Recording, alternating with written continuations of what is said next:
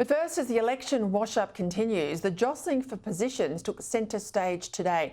For the Liberals, it was again this nonsense being peddled that if we had more women candidates, we would have won, and if we had more female leaders, we would have done better.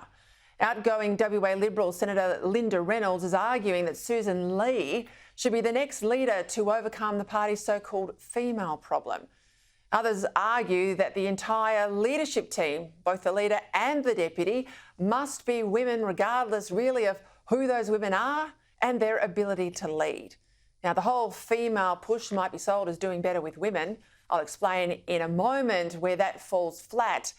But right now, in the midst of a leadership battle, the whole debate about gender is just a smokescreen for what really is a factional fight between the right on one hand, who are supporting Angus Taylor, and the party's left flank, who want Sussan Ley to get the job. The left think that if you make it all about Ley's gender, then somehow you will force the hand of the party room. Well, here's some facts that might jolt some reality into this debate. Fact, the Liberals had a female in their leadership team. That was Sussan Ley, the Liberal deputy leader. Labor, on the other hand, well, they had a male leader and a male deputy. And guess what? The Libs were smashed. Having a woman in the second most powerful position in the Liberal Party, well, that didn't save them on the weekend. And Sussan Ley's influence didn't make the policies on offer any more appealing to female voters. Now, don't get me wrong. I want the Libs to have more women in Parliament. I want them to do better with female voters, and I'd love us one day to have a female leader who wins government from opposition, not someone just installed in the job as Labor's done with so many of its female leaders, Jacinta Allen being just one example in Victoria. I want a woman who gets there from opposition. As a woman on the right, I long for the day when we see a Margaret Thatcher sort of woman get to the top, as she did in 1979. That's 46 years ago, and not a quota in sight. As Liberals, talent and hard work is what should matter. It's the great leveller. It's what decides positions in the party, because that means then that every job is open to all. If it's about merit, if it's about hard work, that's the Liberal way, or it used to be and should be. Now, in terms of candidates on the weekend, it's been a long time since the Libs have had such an impressive list of female candidates. And yet many of them, indeed most of them, they did not win. Even when running against a male incumbent, just being a female candidate was not enough. Because, as I have said here repeatedly, women just don't vote for a woman because of her chromosomes. Like male voters, we've got brains in our head too. We base our decisions on all the same factors that they do. What's the background of the candidate? What's the party offering me? What does it stand for? What sort of policies do they have on offer? This idea that a female face on a call flute and perhaps a policy about contraception on the PBS is enough to win over female voters, that is insulting. We care about the economy as much as education. We care about national security as well as Medicare. Now, these things are not mutually exclusive. It's not an either-or proposition. Where the Libs went wrong is that was a failure of policy across the board. And where gender was relevant, it was more about how they shaped and sold policies to women rather than, say, dressing up health announcements into a women's package and thinking that alone would do the job. As I've said before, if you think slapping a pick cover on the front of a policy is enough to win women over, you are kidding yourself. Now, I'll give you an example. Housing. Now, I know a lot of pro-women advocates would not nominate housing as a key women's policy area, but I would. In a majority of cases, it's women who choose the home. Men might help stump up for the mortgage, but it's women who have a big say in house A over house B or the suburbs where a family might put down roots. It's still largely women who turn a house into a home, who worry when the mortgage or the rent goes up, how the money left is going to stretch across all the things that have to be paid for. Grocery bills, power bills, school uniforms. It's women who worry at least as much as men about how their kids are going to get a foot on the property ladder and how their girls in particular are going to be financially independent. And key in all of this, of course, is housing. It's women who, as they age, are often the most housing insecure as they don't have the same super balances as men. It's women too who worry about their elderly parents, because it's mostly women who have to juggle the caring role that we all assume as our parents age. So there's a very significant emotional involvement of women in the housing policy area. And yet the Liberals' policy response here, it was poor.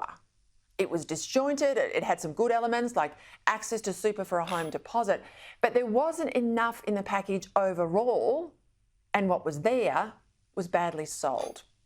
Childcare, well, that's another example. Now, Labor talk about childcare being a really big benefit for women. We as taxpayers spend some $16 billion a year paying for childcare, but that's really about Labor using it to grow their union base, because it's only unionised childcare centres that get that money. Now, if it was me, if I was back writing Liberal Party policy, I would argue we pay the money direct to parents, not unionised childcare centres. Give parents the choice about whether they want to put their kid into a childcare centre or use the money to help pay for help in the home, or let mum or dad stay home longer to look after the child, because choice is always the Liberal way. My point is that good policy always wins. Bad policy always hurts you. And every portfolio can be developed to appeal to women as well as men, if you craft it right, if you understand the demands on voters, if you build it in concert with your values. And this is where the Liberal Party failed. Liberals have always believed in self-reliance and people being able to work hard and get ahead, and getting people into their own home is key to growing a whole new generation of Liberal supporters. I mean, housing should have been one of the foundation policies on the weekend, and it wasn't. Now, to those who think that just winning over women with a policy that funds women's health better, that's simplistic, it's embarrassingly simplistic, and you completely misunderstand the dynamics of life in electorates across the country. But back to my point about leadership. The Liberals had a female deputy leader, and yet that clearly didn't help them get these policies right, did it? Right now, the Liberals need the best team they can put together. It won't be perfect.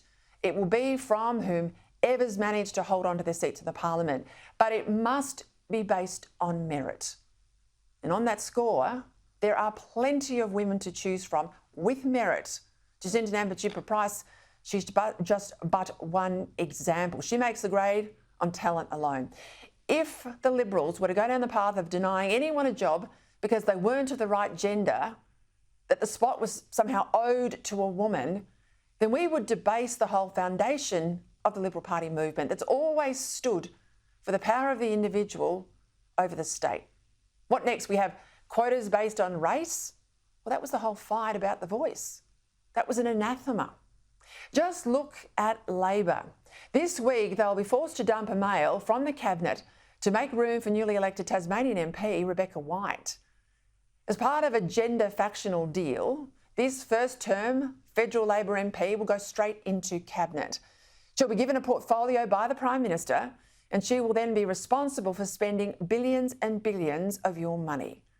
White is 42 years of age. She's been a staffer and a professional state politician her whole working life. She's never had another job. She's never been a minister, never run a small business. She's never run a portfolio, never had any government experience, yet because she is a woman, in she'll go. Now, I'm of the school that says Cabinet should be earned by good performance on the backbench, then in the outer ministry.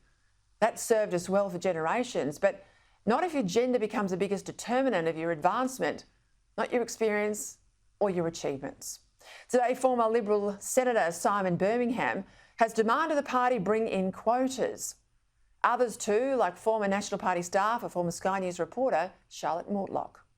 It is absolutely paramount that we have quotas. I don't even think it's negotiable at this point. And if we, say we do targets again, for a third time, we're going to fail at that. I mean, she's well-meaning, but she just doesn't get it. The more the Liberal Party succumbs to pressure for things like quotas, the more it resembles the Labor Party. And politics should be an intellectual contest between two different teams, not a beauty contest between two teams that increasingly agree with each other. A leader's job is not to give people what they want, but give them what they need. And good political leaders don't just follow focus groups. They bring the public with them through the ability to create an argument and win a contest. Now, obviously, the next leader of the Liberal Party is up to the new party room to pick. But it should be the person who's most capable of carrying the arguments, of rebuilding a party broken after last weekend, a party, though, that stays close to its values, not the person who best ticks the identity boxes. If you think we've got problems now, Liberals, let me tell you, making the party Labor light will not fix them.